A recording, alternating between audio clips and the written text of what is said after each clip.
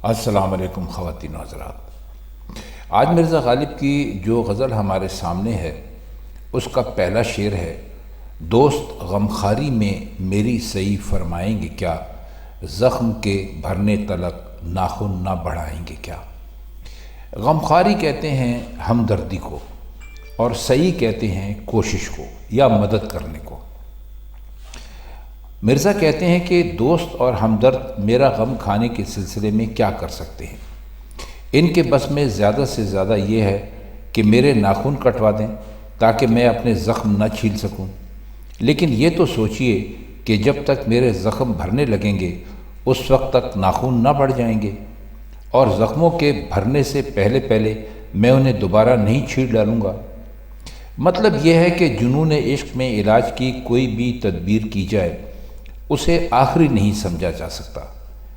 اس میں ایک پہلو اچھائی کا ہے تو وہ عارضی ہے، جو تھوڑی دیر میں ختم ہو جائے گا اور پھر پہلے جیسی حالت قائم ہو جائے گی۔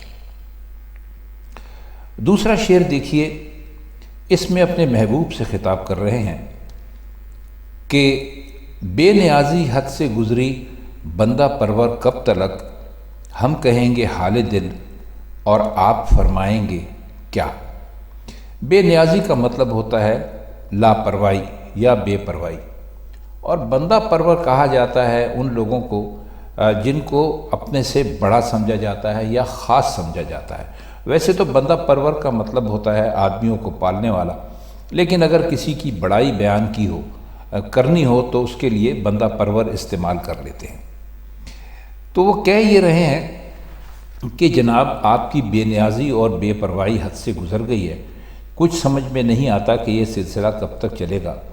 میں بڑے شوق اور ذوق کے ساتھ اپنے دل کا حال سنانے کے لیے حاضر ہوتا ہوں، کچھ کہتا ہوں تو آپ لاپرواہی سے کام لیتے ہوئے فرماتے ہیں کیا کہا۔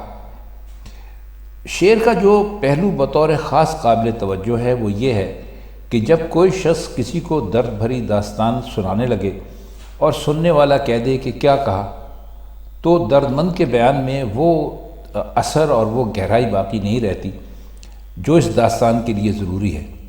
تو غالب نے آپ فرمائیں گے کیا میں اسی نقطے پر زور دیا ہے۔ شعر دیکھیے کہ حضرت ناسے گرائیں دیدہ و دل فرش راہ، کوئی مجھ کو یہ سمجھائے، کوئی مجھ کو تو یہ سمجھائے کہ سمجھائیں گے کیا۔ دیدہ و دل فرش راہ کا مطلب ہوتا ہے کہ کسی کے راستے میں اپنی آنکھیں اور اپنا دل بچھا دینا، یعنی وہ بہت ہی خوشی کے ساتھ تشریف لائے۔ اور ناسے کہتے ہیں سمجھانے والے کو، نصیحتیں کرنے والے کو۔ تو وہ کہہ یہ رہے ہیں کہ اگر حضرت ناسے مجھے وعظ کرنے اور نصیحتیں کرنے کے لیے تشریف لانا چاہتے ہیں تو شوق سے تشریف لائیں، ان کا آنا میرے سر آنکھوں پر، میری طرف سے ان کے استقبال میں کوئی کمی نہیں ہوگی، بلکہ میں تو یعنی آنکھیں اور دل بھی ان کے راستے میں بچھا دوں گا، مگر کوئی مجھے یہ تو بتائے کہ وہ مجھے کیا سمجھائیں گے، یعنی مجھ پر ان کی نصیحت کا اثر کیا ہو سکتا ہے۔ یہ ناسے کا جو رسمی خیر مقدم ہے، اس میں تو کہتے ہیں کہ میں کوئی کسر اٹھا کے نہیں چھوڑوں گا، اور یقیناً نصیحت بھی بہتری اور فائدے کے لیے کی جاتی ہے، مگر اصل سوال اثر اور نتیجے کا ہے۔ جب معلوم ہے کہ سمجھانے کا کچھ اثر نہیں ہوگا تو ناسے کی عزت اور احترام اور مرتبہ اور سب کچھ اس کا احترام کرتے ہوئے یہ حقیقت واضح کر دی کہ ان کو یعنی تکلیف فرمائی جو ہے ان کی، اس کا کوئی نتیجہ نہیں نکلے گا۔ وہ آئیں بڑے شوق سے آئیں، لیکن اگر وہ ہمیں یہ سمجھا رہے ہیں کہ آپ اس محبت سے باز آ جائیں اور یہ عشق نہ کریں اور محبوب کو چھوڑ دیں، تو یہ ہم کبھی کریں گے نہیں۔ بہرحال وہ آنا چاہتے ہیں تو آ جائیں، لیکن ہم سمجھنے والے نہیں ہیں۔ شعر ہے کہ آج وہاں تیغ و کفن باندھے ہوئے جاتا ہوں میں، عذر میرے قتل کرنے میں وہ اب لائیں گے کیا۔ تیغ کا مطلب تلوار ہوتا ہے اور کفن تو آپ جانتے ہیں۔ عذر کا مطلب ہوتا ہے کسی بات سے معذرت کر دینا۔ تو وہ کہہ یہ رہے ہیں کہ آج میں تلوار اور کفن دونوں چیزیں لے کر محبوب کے پاس جا رہا ہوں۔ اس کے بعد ان کے لیے میرے قتل میں اور کون سا عذر باقی رہے گا؟ بھائی دیکھیے، بظاہر تو دو ہی عذر ہو سکتے تھے۔ پہلے یہ کہ ہمارے پاس تلوار نہیں ہے لہٰذا ہم تمہیں قتل نہیں کر سکتے، اور دوسرا یہ کہ چلو تلوار ہے، تمہیں قتل کر بھی دیا تو تمہارے کفن کا کیا ہوگا؟ تو انہوں نے کہا کہ میں آج یہ دونوں عذر جو ہیں وہ ختم کر دیتا ہوں، تلوار بھی میں لے کے جا رہا ہوں اور کفن بھی میں پہن کے جا رہا ہوں، تاکہ ان کے پاس مجھے قتل کرنے میں کوئی عذر نہ ہو، کوئی معذرت نہ کر سکیں کہ بھئی آج فلاں چیز نہیں ہے لہٰذا تمہیں قتل نہیں کریں گے۔ تو جب دونوں چیزیں موجود ہوں گی تو میں دیکھتا ہوں کہ آج وہ کیا عذر کرتے ہیں۔ شعر ہے کہ گر کیا ناسے نے ہم کو قید اچھا یوں سہی، یہ جنون عشق کے انداز چھٹ جائیں گے کیا؟ کہتے ہیں کہ ناسے نے ہمارے جنون عشق کو ختم کرنے کے لیے ہمیں قید میں ڈال دیا۔ اب سوال یہ ہے کہ کیا قید جو ہے وہ جو عشق کا جنون ہے وہ ہم سے چھڑوا سکتی ہے؟ مطلب یہ ہے کہ جنون عشق ہماری فطرت میں سرایت کر چکا ہے، یا ہم تو یعنی جب سے جوان ہوئے جب سے عشق کر رہے ہیں، تو جس طرح فطرت کو تبدیل کرنا ممکن نہیں ہے، اسی طرح ہم سے جو ہمارا یہ جنون عشق ہے اس کو چھڑایا نہیں جا سکتا۔ بے شک نصیحت کرنے والے عذرائے خیر خواہی تدبیر کے لیے انتہائی قدم اٹھاتے ہیں، انہوں نے بھی اٹھایا، یعنی ہمیں قید میں ڈال دیا، لیکن جنون عشق صرف یہی تو نہیں ہے کہ ہم مجنوں کی طرح صحراؤں میں گھومتے رہیں یا بیابانوں میں جائیں یا جنگل میں جائیں، تو ہم تو قید میں بھی اس کے مظاہرے کرتے رہیں گے، برابر کرتے رہیں گے۔ ایک اس شعر کا مطلب یہ بھی ہو سکتا ہے کہ جو لوگ سچائی کے راستے سے عشق رکھتے ہیں، ان کے راستے میں جتنی بھی تکلیفیں اور جتنی بھی پریشانیاں ہیں وہ منہ نہیں پھیرتے، اور ہر مصیبت صبر اور سکون سے جھیل لیتے ہیں، اور اپنے مقصد کے لیے ہر ممکن کوشش کرتے رہتے ہیں۔ تو گویا مرزا کا مطلب یہ ہے کہ ہمیں کسی بھی سلوک سے واسطہ پڑے، کتنی ہی مشکلیں پیش آئیں، ہم سچائی کے راستے سے اپنا منہ نہیں موڑ سکتے۔ دیکھیے، پہلے بھی ہم نے آپ کو کئی مرتبہ بتایا ہے کہ ان شاعروں کے جو شعر ہوتے ہیں، جو اشعار ہوتے ہیں، ان میں یہ بظاہر تو دنیا کے لگتے ہیں اور محبوب سے ان کا مخاطب ہوتا ہے، لیکن ان میں بڑی گہری باتیں ہوتی ہیں۔ مثلا آپ اسی شعر کا جو ابھی ہم نے دوسرا مطلب بتایا، آپ اس شعر کو ویسے سوچئے تو آپ کو اندازہ ہوگا کہ یہ کس قدر گہرا شعر ہے، اور اس کا جو ایک روایتی قسم کا محبوب ہوتا ہے کہ ایک مرد اور ایک عورت میں پیار ہو گیا، اس سے کوئی تعلق نہیں ہے، دوسرے معنی تو اس کے بالکل ہی مختلف ہیں۔ شعر ہے کہ خانہ زاد زلف ہیں زنجیر سے بھاگیں گی کیوں، ہیں گرفتار وفا زنداں سے گھبرائیں گے کیا؟ خانہ زاد کہتے ہیں جو کسی کے گھر میں پیدا ہوا ہو اور وہیں بڑا پلا ہو۔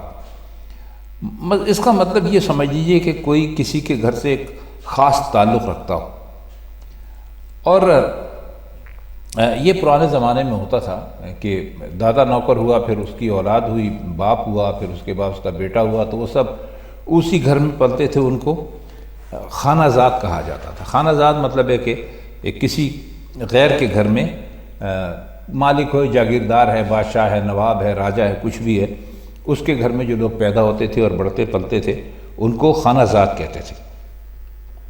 یعنی خون کا رشتہ تو کوئی نہیں ہوتا تھا، لیکن چونکہ اس گھر میں پیدا ہوتے تھے تو ان کی ساری جو وفائیں ہوتی تھیں وہ اسی گھر کے ساتھ ہوتی تھی۔ تو کہہ رہے ہیں کہ ہم زلف کے خانہ زاد ہیں، یعنی ہمیں زلف سے ایک خاص تعلق ہے جو کبھی ٹوٹ نہیں سکتا، اس لیے ہم زنجیر سے کیوں دور بھاگ رہے ہیں۔ اس مصرعے میں زنجیر اور زلف کی جو تعلق ہے وہ ظاہر ہے، اور زلف کے پیچ کو خانہ فرار قرار دے کر وابستگی کی بنا اپنا خانہ زاد ثابت کیا۔ یعنی خانہ زاد کے لفظ سے یہاں پر یہ مقصد ہے کہ جس طرح خانہ زاد اس گھر کو اپنا گھر سمجھتا ہے جس میں وہ پیدا ہوتا ہے اور پرورش پاتا ہے، اور اس گھر سے رشتہ توڑنے کا تصور بھی نہیں کر سکتا، نہ کسی اور کو اپنا وہ مالک سمجھ سکتا ہے، تو کہتے ہیں کہ یہی کیفیت زلف کے تعلق میں ہماری ہے۔ پھر ہم وفا کے پابند اور اپنے عہد پر قائم ہیں، جمے ہوئے ہیں، تو کون سی وجہ ہے کہ ہم قید خانے سے گھبرا اٹھیں گے؟ وہ کہنا یہ چاہتے ہیں کہ زلف محبوب یعنی محبوب کی جو زلف ہے اس سے گہری اور ناقابل شکست جو ہمارا تعلق ہے وہ ہمارا شیوا ہے، اور اس بنا پر ہمیں زنجیریں پہنا دی جائیں تو کچھ پرواہ نہیں۔ اسی طرح ہم وفا کے راستے پر قدم جمائے کھڑے ہیں اور قید سے ہمیں کوئی خوف نہیں ہے، ہم بے باک ہیں اس معاملے میں۔ اگر زلف کو کسی اعلیٰ مقصد کی تعبیر قرار دے لیں تو یہ پورا شعر ہی ایک طرح کی کوشش بن جاتا ہے جہاد کرنے کی۔ یہ وہ جہاد نہیں ہے جو عموماً ہم اور آپ سمجھتے ہیں، یہ جہاد ہے مشکلوں سے لڑنے کی کوشش کرنے کا، یعنی جو اعلیٰ مقصد ہے اس سے سچا عشق رکھنے والوں کا یہ شیوا نہیں ہوتا کہ وہ قید اور بند سے گھبرا جائیں اور ڈر جائیں اور بھاگ جائیں۔ غالب کا زمانہ دراصل وہ زمانہ تھا جب مغل سلطنت ختم ہو رہی تھی اور بادشاہ جو تھے وہ صرف قلعے تک محدود ہو کر رہ گئے تھے، تو اس زمانے میں اور تو کچھ لوگ نہیں کر سکتے تھے، بس وہ اسی قسم کی شاعری وغیرہ کر کے اپنا پیغام لوگوں کو پہنچانے کی کوشش کرتے تھے۔ تو ممکن ہے کہ غالب نے بھی انہی حالات کے اثرات کے تحت یہ شعر کہا۔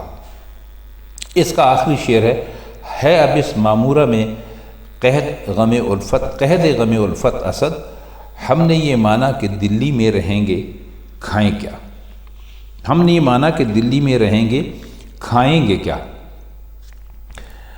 یہ شعر بھی دیکھیے وہ اسی طرح کا وہ ہے جو حالات ابھی ہم نے آپ سے بیان کیے ہیں، اسی میں ایک آپ اس کو مطلب اسی میں اس کو مطلب سمجھ لیجئے۔ تو اس میں کوئی خاص ایسا مشکل لفظ تو ہے نہیں جس کے ہم معنی کریں، تو لیکن انہوں نے بہرحال شعر کہا ہے، تو اس کے مشکل الفاظ میں تو میرا خیال ہے صرف ایک لفظ ہے معمورہ۔ معمورہ کا مطلب ہوتا ہے بستی، شہر، کوئی آبادی یا زمین وغیرہ۔ تو وہ اپنے آپ سے مخاطب ہو کے کہہ رہے ہیں کہ دلی میں تو غم عشق کا قحط پڑ گیا ہے، یعنی جس طرح قحط کے زمانے میں کھانے پینے کی چیزیں بہت زیادہ مہنگی ہو جاتی ہیں، ملتی نہیں ہیں، اسی طرح یہی حال یہاں پر عشق کا ہوا ہے، اور ہمیں غم عشق کا ایسا مزہ پڑ گیا ہے کہ اس کے سوا ہمارا گزارا ہو ہی نہیں سکتا۔ اب اس بستی میں ٹھہرے رہیں تو سوال یہ ہے کہ ہم کھائیں گے کیا اور زندہ کیسے رہیں گے۔ غم الفت یعنی غم عشق سے مراد کسی خاص محبوب کا عشق نہیں، یعنی یہ غم خاص نہیں بلکہ عام ہے، خواہ وہ اعلیٰ مقاصد کا عشق ہو، محبوب کا عشق ہو، دوستوں سے ہمدردی ہو، اخلاص ہو، کچھ بھی ہو، اگر ہر چیز اس غم الفت میں شامل کر لیے۔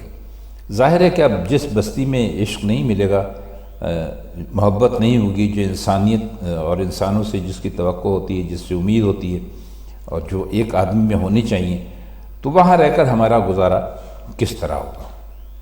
تو خواتین و حضرات، یہ تھی مرزا غالب کی آج کی غزل، اس کے مشکل الفاظ کے معنی اور اس کے شعروں کا کچھ مطلب۔ اب آپ سے ملاقات ہوگی غالب کی کسی اور غزل کے ساتھ کسی اور محفل میں، تب تک کے لیے ہم چاہتے ہیں آپ سے اجازت۔ خدا حافظ۔